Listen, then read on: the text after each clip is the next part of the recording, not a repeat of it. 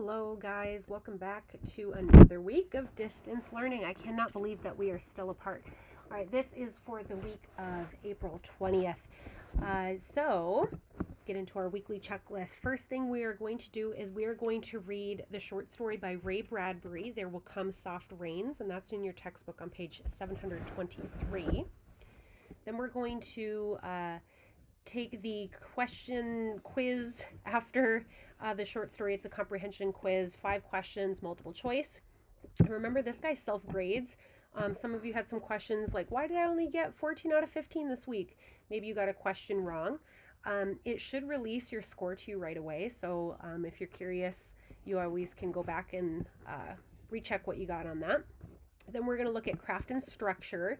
This time it's specifically on personification, and that's pulled directly from your textbook on page 732. And of course, turn this into Google Classroom by 11:59 p.m. So assignment number 1 is to read There Will Come Soft Rains by Ray Bradbury. And to give you guys kind of a short rundown, I love Ray Bradbury. He is a fantastic dystopian writer. He unfortunately died in 2012, and I actually remember that rather vividly. So what you guys need to know about this story, it is a classic science fiction short story in which Ray Bradbury describes the automated functions of a house.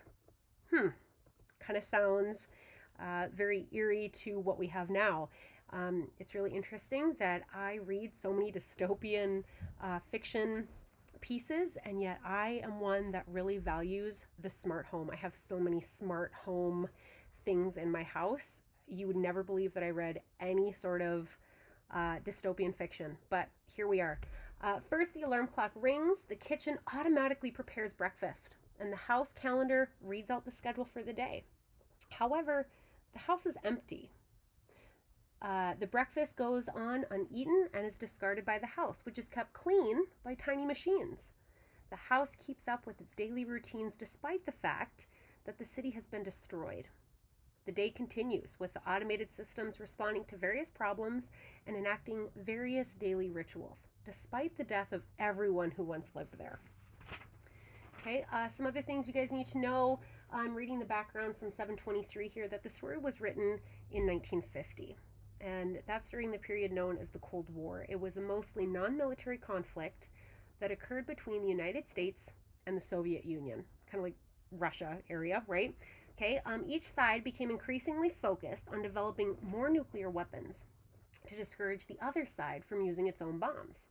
This, coupled with the fact that the United States had dropped 2 atomic bombs on Japan during World War II, created a widespread fear of nuclear war.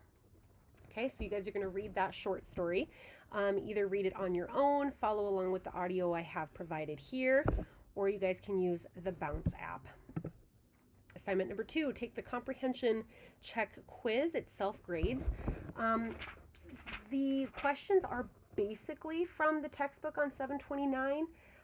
They're slightly worded different, but if you kind of want to preview and see what the questions are, they're pulled directly from the Pearson website, but the questions are on 729 of your textbook. And then assignment 3 is on craft and structure. So remember, right after this, the last big thing we're going to work on is writing the narrative. And these pieces should be giving you some ideas of what you guys are going to work toward. So the big question in it is, after the end of the world, how do we begin again? So we're going to hopefully have some really good writing in which we hopefully have some things like personification in our writing. So we're going to look specifically this week on personification in the short story, There Will Come Soft Rains. So this is pulled again directly from your textbook, page 731. Sorry. So we're going to look for examples of personification. We're going to write them here. And what is the analysis of that personification? If you guys are struggling to remember what personification is, there is a definition on page 731.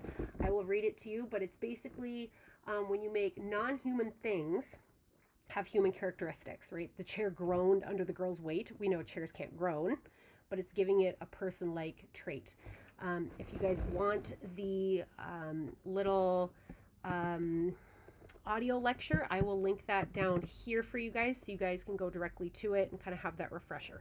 But I did the first one for you to serve as an example. So in paragraph 3, we have the voice from the kitchen ceiling.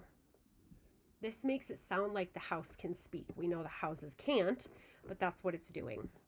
I will give you guys a clue here that the next ones, one is found in paragraph 5, one is found in paragraph 7, and just because you listen to the audio instead of just jumping in, I will tell you that one is found in paragraph 14 and in paragraph 3. Now that is not the end all, but those are definitely some possibilities to kind of help you narrow things down. All right, number 2, how does this use of personification add to the emotional quality of the story? So because the writer makes the house have these person-like traits, what does that make you feel about the house?